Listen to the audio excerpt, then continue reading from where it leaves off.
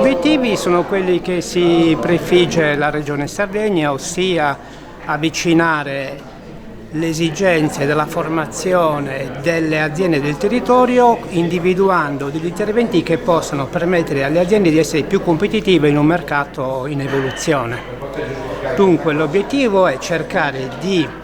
ridurre il mismatch, cioè la domanda di lavoro rispetto all'offerta che difficilmente si incontrano, cioè cercare di ridurre, comunque di intervenire su quelle skill che richiederebbero le aziende, dunque la domanda di lavoro rispetto all'offerta di lavoro. Ogni intervento che si basa sulla formazione ha come obiettivo una visione nel medio tempo per permettere alle micro, piccole e medie imprese del territorio di essere più competitive, sia nel mercato domestico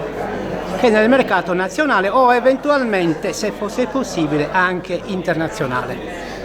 Questo è lo spirito del legislatore che ha individuato un finanziamento ad hoc.